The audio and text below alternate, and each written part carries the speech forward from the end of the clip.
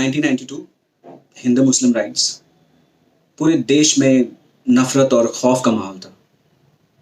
उसी दौरान मैं और मेरी फैमिली धनबाद से 40 किलोमीटर दूर एक छोटी सी कॉलोनी मुराइडी में रहते थे। हमारी कॉलोनी में शायद ही कोई और मुस्लिम फैमिली होगी हमारे अलावा उस वक्त। मेरे नाना वासेपुर में रहते थे अपनी फैमिली के साथ। वासेपुर, जिन लोगों ने गैंग्स ऑफ वासेपुर देखी है, it's a very Muslim populated area. So मेरे नाना को लगा कि वो जगह ज़्यादा सेफ है हम लोग के लिए भी, तो उन्होंने मेरे अब्बू से ज़िद की कि हम लोग भी आकर उनके साथ रहें। अब हमारी कॉलोनी में किसी भी तरह का प्रॉब्लम नहीं था। अभी तक बाहर की नफरती हवा हमारी छोटी सी कॉलोनी में पहुंची नहीं थी।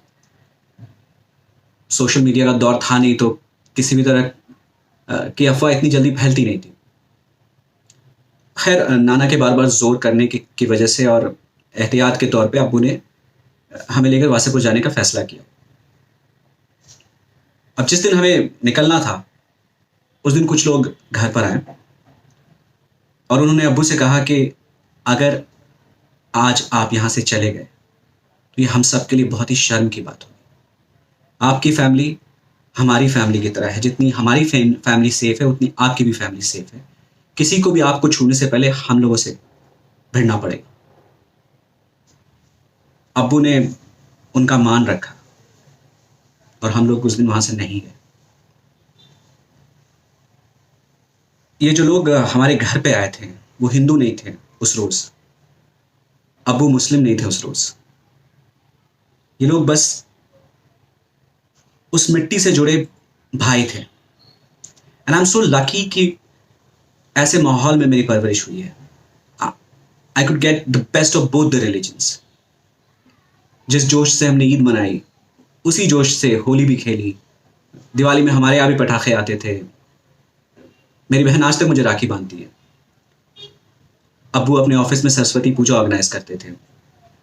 ईद में हमारे यहाँ लोगों का तांता लगा रहता था।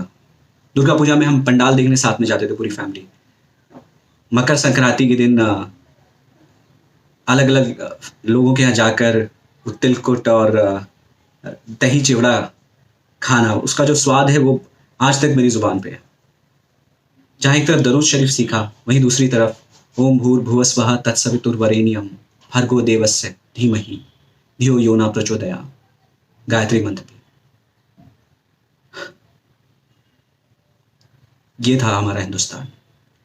ये है हमारा असली हिंदुस्तान। वो नहीं जो एक एड में भाईचारा और प्यार दिखाने के ऊपर इतना बड़ा बवाल खड़ा करे, लोगों को धमकियां दे। कोई भी धर्म किसी और धर्म से खतरे में नहीं है, बल्कि उसके अपने लोगों से है। क्योंकि हर एक धर्म का जो एसेंस होता है मोहब्बत होता है, और आज ज्यादातर दिलों से वो एसेंस उड़ चुका है।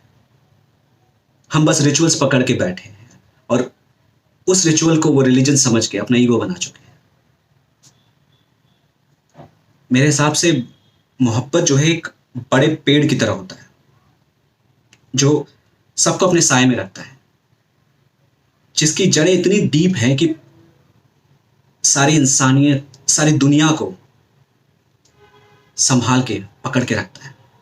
और नफरत जो है वो एक क्रीपर की तरह है, जिसे खड़ा भी रहने के लिए हमारी ईगो की जरूरत पड़ती है।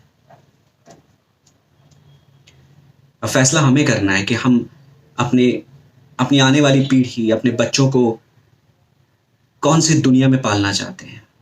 वहां जहां बहुत सारे मोहब्बत के पेड़ हैं, या वहां जहां सिर्फ नफरत के क्रीपर्स हैं। मैं जानता हूं आप में से बहुत लोग ऐसे होंगे जो मेरी बात से वाकिफ नहीं होंगे, and that's all right. We all have our opinions, we all have the right to our opinions, and that's the beauty of this country, unity and diversity. मगर सोचिएगा जरूर, बड़ी मेहनत है गहराई तक जाने में, जहन इस्तेमाल करके सच आजमाने में। इसलिए जो सबकी सुना वो मान गया, बेचारा मजहबी तो बना मगर ईमान गया। नफरत पाल के दिल में मोहब्बत उसकी भी कैसे मिलेगी। आंखें बंद होकर ही शायद अब आंखें खुलेंगी।